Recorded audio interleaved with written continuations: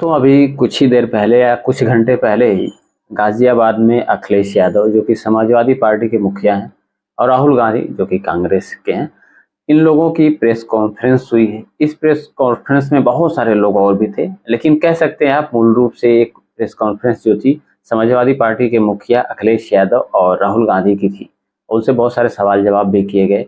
इसमें उन्होंने बहुत सारी बातों का खुलकर जवाब भी दिया, बहुत सारे मुद्दों पे भी बात की, अपने विजन को भी बताया इस 2024 के चुनाव में क्या चीज़ें वो कर रहे हैं या किस तरीके से जनता के फायदे की बात है या किस तरीके से जनता के हित में, किसानों के हित में या बेरोजगारों के हित में काम करना है उनको।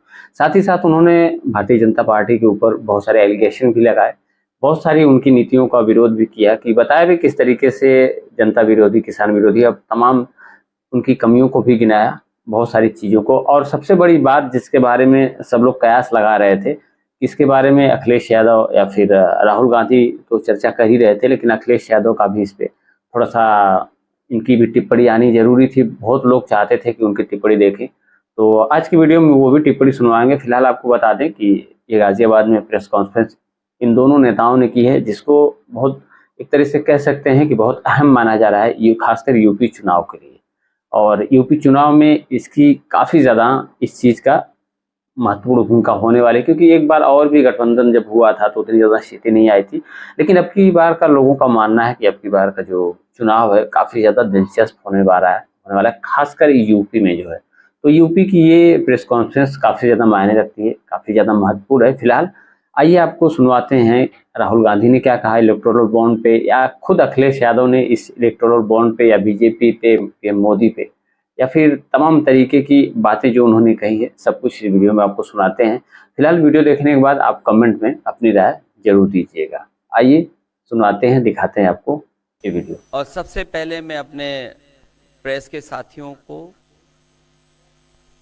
आपके माध्यम से पूरे देश और प्रदेशवासियों को मैं रामनवमी की बहुत बहुत बधाई और शुभकामनाएं देता हूं। ऐसा त्योहार, ऐसे दिन जहां से अच्छी शुरुआत होती है। मुझे खुशी है इस बात की कि आज कांग्रेस पार्टी के नेता राहुल गांधी जी और समाजवादी पार्टी की आज हम मिलकर के प्रेस कर रहे हैं।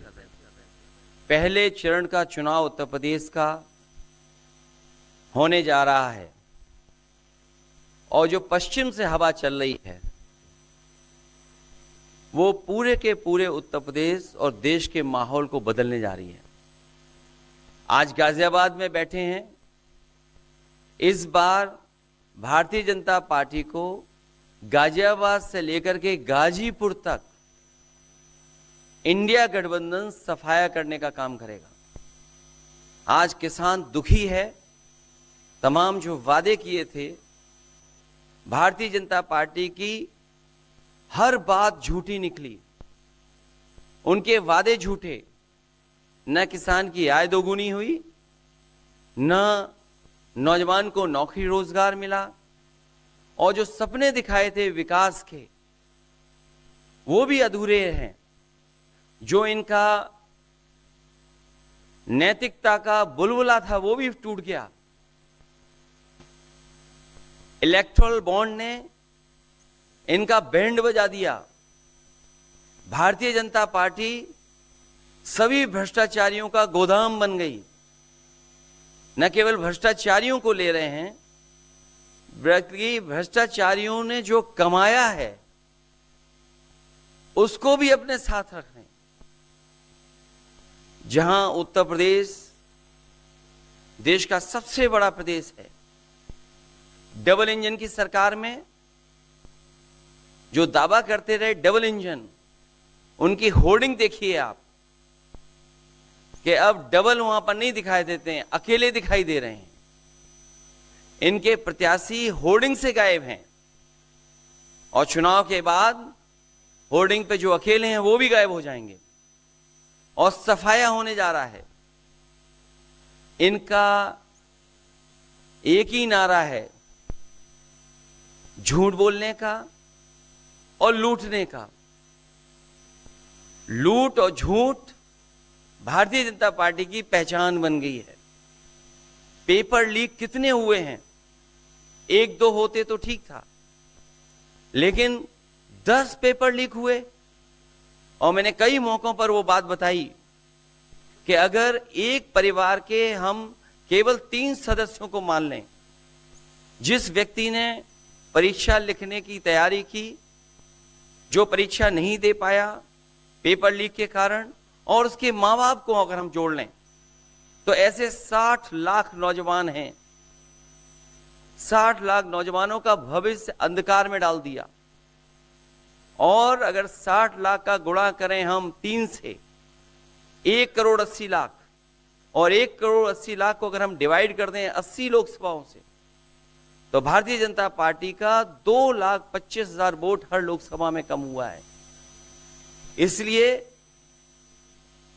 एक भी वोट बट ना पाए। जहां हमें मतदान करना है, वहीं मतदान के दिन हमें सावधान भी रहना है। अगर हम सावधान रह करके मतदान करेंगे और अपने बूथ की चौकीदारी करेंगे, तो भारतीय जनता पार्टी का सफाया होगा। आने वाले चुनाव में ये देश का चुनाव है। देश की जनता बदलाव चाहती है, और बदलाव की हवा पश्चिम से उत्तर प्रदेश से चल रही है। और मुझे पूरा उम्मीद है आने वाले समय में इंडिया गठबंधन और नई सरकार देश में दिखाई देगी। नमस्कार। रामनवमी की आप सबको, देश को बहुत बहुत शुभकामनाएं। ये चुनाव विचारधारा का चुनाव है। एक तरफ आरएसएस और बीजेपी, जो संविधान है, लोकतांत्रिक सिस्टम है, उसको खत्म करने की कोशिश कर रही है, और दूसरी तरफ इंडिया गठबंधन, कांग्रेस पार्टी संविधान को, लोकतंत्र को डिफेंड करने की कोशिश कर रही है, उसकी रक्षा कर रही है। चुनाव में 2-3 बड़े मुद्दे हैं। सबसे बड़ा बेरोजगारी, दूसरे नंबर पर महंगाई, भागीदारी। मगर बीजेपी 24 घंटा डिस्ट्रैक्शन करने में लगी रहती है। कभी प्रधानमंत्री समुद्र के नीचे चले जाते हैं, कभी आसमान में सी प्लेन पे चले जाते हैं, मगर जो मुद्दे हैं उनके बारे में ना प्रधानमंत्री ना बीजेपी बात करती है। कुछ दिन पहले प्रधानमंत्री ने एएनआई को बहुत लंबा इंटरव्यू दिया। स्क्रिप्टेड था, मगर फ्लॉप शो था। प्रधानमंत्री जी ने उसमें इलेक्टोरल बॉन्ड्स समझाने की कोशिश की। प्रधानमंत्री जी कहते हैं कि इलेक्टोरल बॉन्ड्स का सिस्टम ट्रांसपेरेंसी के लिए लाया गया, राजनीति को साफ करने के लिए लाया गया। अगर यह सच है तो उस सिस्टम को सुप्रीम कोर्ट ने रद्द क्यों किया? और दूसरी बात, अगर आप ट्रांसपेरेंसी लाना चाहते थे तो जिन लोगों ने आपको पैसा दिया, बीजेपी को पैसा दिया, हजारों करोड़ रुपए दिए, उनका नाम आपने क्यों छुपाया था? और जिन तारीखों पे उन्होंने आपको पैसा दिया, उसको आपने क्यों छुपाया था? पता लगता है हजारों करोड़ रुपए का कॉन्ट्रैक्ट किसी कंपनी को मिलता है, उसके एकदम बाद वो कंपनी बीजेपी को पैसा देती है। सीबीआई की इंक्वायरी होती है, ईडी की इंक्वायरी होती है, किसी कंपनी पर शुरू होती है। उसके 10-15 दिन बाद कंपनी करोड़ों रुपए बीजेपी को देती है, और फिर सीबीआई की इंक्वायरी, ईडी की इंक्वायरी बंद हो जाती है। सड़क पे इसको एक्सटॉर्शन कहते हैं। एक्सटॉर्शन कहते हैं सड़क पे।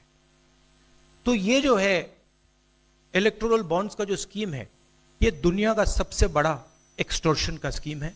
हिंदुस्तान के सारे बिजनेसमैन इस बात को समझते हैं, जानते हैं, और प्रधानमंत्री जितनी भी सफाई देना चाहें कोई फर्क नहीं पड़ने वाला है, क्योंकि पूरा देश जानता है कि प्रधानमंत्री भ्रष्टाचार के चैंपियन है।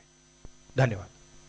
तो सुना अपने दोस्तों किस तरीके से अखिलेश यादव या फिर राहुल गांधी ने अपनी रणनीति या अपनी चीज़ों के बारे में बताया। फिर इलेक्टोरल बॉन्ड की सबसे ज़रूरी ये बात है कि जब से इलेक्टोरल बॉन्ड की सच्चाई सामने आई है, काफ़ी ज़्यादा सोशल मीडिया पे, यूट्यूब पे, सारी जगह पे बहुत ज़्यादा इसकी चर्चा हो रही है। बहुत ज़्यादा ये अहम मुद्दा भी माना जा रहा है अब की बार के चुनाव में। और इस पर जो है अखिलेश यादव की भी टिप्पणी आई और आपने सुनी होगी टिप्पणी, और राहुल गांधी भी तमाम जगहों पर इस चीज़ का मतलब बता रहे हैं, समझा रहे हैं। वहीं पीएम मोदी जो अपने इंटरव्यू वगैरह में कह रहे हैं कि नहीं, ये सही है इलेक्टोरल बॉन्ड। फिलहाल ये तो आने वाला वक्त तय कर देगा कि किसकी बात में कितना दम है और किसकी बातें जनता को कितनी ज़्यादा समझ में आने वाली हैं। जनता बदलाव देखना चाहती है या फिर से चुनाव दोहराया जाता है, ये आने वाले टाइम में तय हो जाएगा। बहुत जल्दी चुनाव भी होने वाले हैं। फिलहाल आज की वीडियो आपको कैसी लगी, या अखिलेश यादव या फिर राहुल गांधी की बातों पे आप क्या कमेंट करना चाहते हैं? आपको क्या लगता है यूपी की राजनीति, इन दोनों युवा नेता जो भी कदम उठाएंगे, जिस तरीके से गठबंधन एक बार फिर से किया है, क्या यूपी में इनको जीत मिलेगी या फिर पिछली बार की कहानी दोहराई जाएगी? कमेंट में जरूर बताइएगा। नए हैं तो चैनल को सब्सक्राइब करके भी सपोर्ट जरूर करिएगा। मिलते हैं नेक्स्ट वीडियो में। जय हिंद।